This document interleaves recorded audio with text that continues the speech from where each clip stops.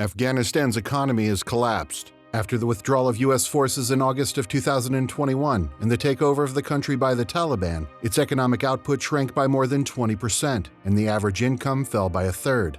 Today, 85% of Afghanistan's population is living in poverty. Desperation is everywhere. Journalists on the ground say families are selling their underage daughters into marriage just to buy food. The Islamist Taliban government isn't doing much to help. They've banned women from education and from most workplaces, and are alienating the humanitarian aid groups that are working in the country, including the United Nations. And 2023 could prove to be the worst year yet. So far, only 5% of the humanitarian aid needed this year has been funded. The U.S. has warned that the country could fall even further into poverty, and 97% of its population could soon be below the poverty line. How did Afghanistan end up such a disaster, and is there any hope for the future?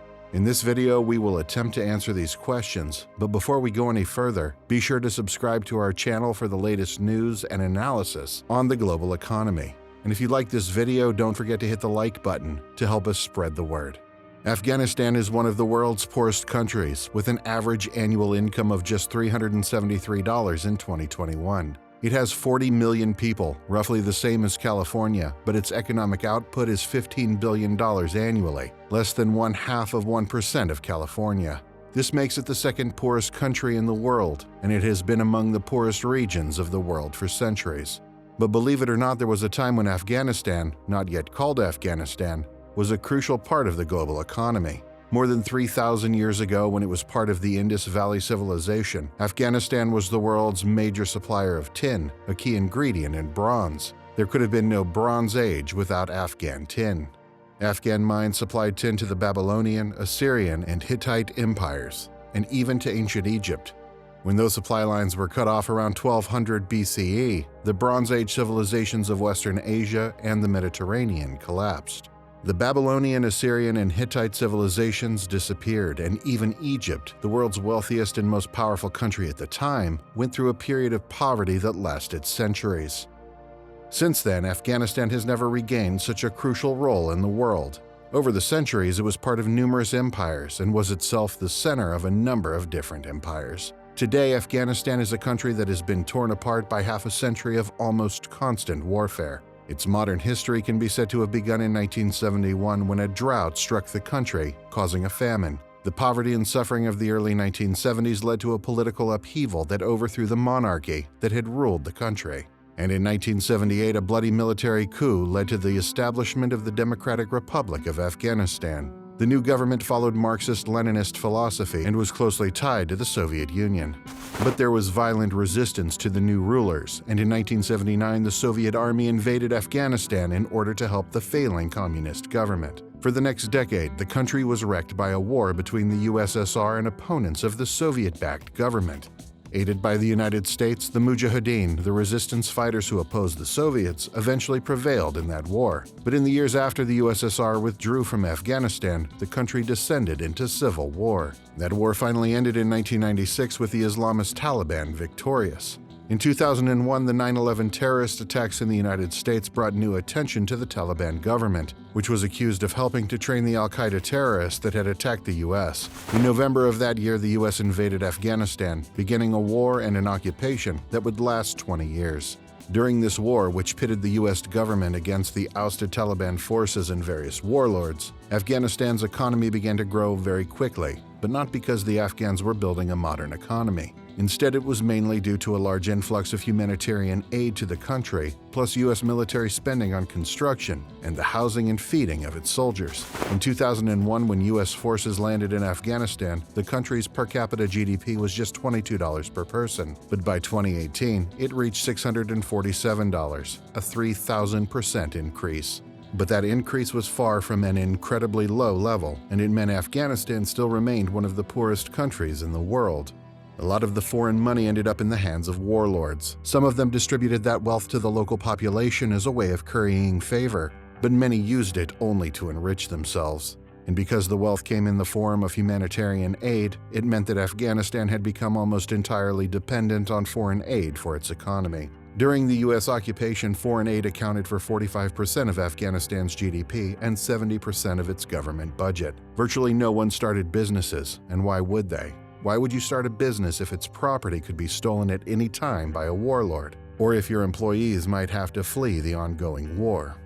Under these circumstances, Afghanistan was doomed to remain dependent on foreign money for its very survival. The country imported everything, from food to clothes to medicine. When President Joe Biden ordered the withdrawal of U.S. troops from Afghanistan in August of 2021, the country had spent nearly 20 years as a war-torn vassal of America. Then the Taliban took over, and with no independent economy of its own, faith in Afghanistan's future collapsed, and the local currency, known as the Afghani, collapsed with it. It fell from an exchange rate of around 75 Afghanis to $1 US to around 100 Afghanis to the dollar by the end of 2021. The cost of imported food, fuel, and medicine soared.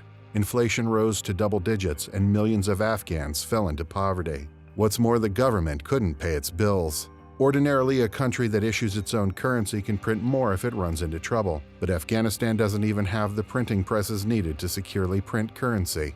Instead, it relies on printing presses in Poland and France. When the Taliban took control, Western countries slapped sanctions on Afghanistan and cut off the Afghan central bank from global payment systems. This meant it became impossible for those French and Polish printers to send new Afghani bills to the government in Kabul. For a year, Afghanistan's central bank was unable to print fresh money, even as old bills became worn and unusable. Finally, the U.S. Treasury told the Afghan central bank and the printers in Europe that it wouldn't prosecute if printers sent fresh money to Afghanistan. The flow of currency resumed, but by then the damage had been done. In an April 2023 report, the United Nations Development Program laid bare the crisis in Afghanistan. It said desperate Afghan families are selling their underage sons into labor, and their daughters, who have been banned from working by the Taliban, are being sold into marriage. In the words of Akeem Steiner, the administrator of the UN Development Program, Afghanistan is on the brink of economic collapse, exacerbated with the takeover in August of 2021. The effects of the pandemic, followed by an extraordinary 20.7% contraction of the economy and an unusually severe drought, have resulted in the loss of food, livelihoods, and access to basic services. Only the continued provision of international aid and basic services to millions of Afghans have prevented a full collapse. And now that foreign aid is under threat because of the Taliban's policies towards women. The country's new rulers banned girls from high school shortly after taking power, and in 2022, they banned women from colleges. It's estimated that the banning of women from work has shrunk Afghanistan's economic output by $1 billion annually. That might not sound like much, but in a country that only produces $15 billion of output per year, that's a significant chunk. In the spring of 2023, the Taliban took this policy a step further and declared that Afghan women would no longer be allowed to work for foreign aid agencies, including the UN. That has angered the foreign aid agencies working in the country. The UN has threatened to end its operations in the country. And numerous governments around the world have put plans to fund aid to Afghanistan on hold. They don't want to be seen supporting a regime that is actively throwing women and girls out of the public sphere. Now, Afghanistan isn't the only country to have repressive policies towards women. Saudi Arabia is a perfect example of that. But Saudi Arabia has massive oil wealth. Despite Saudi Arabia's massive oil wealth, the country may not be doing as well as everyone thinks. For more on that, click out our previous video on Saudi Arabia. Now back to Afghanistan. In its report, the UN estimated that a 30% decrease in foreign funding would cause Afghanistan's economy to shrink by 0.4%. That would be enough to make it the poorest country in the world.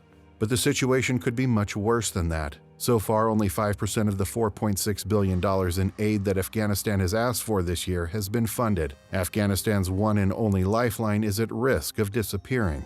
Even if aid were to continue at last year's pace, about $3.7 billion of aid, Afghanistan's economy would grow by about 1.3%. But its population is growing at 2% per year. That means on a per capita basis, the country would continue to get poorer. Afghanistan is stuck in a poverty trap. With few allies in the West and foreign aid agencies increasingly angry with the government, the Taliban have turned to a new hope: China.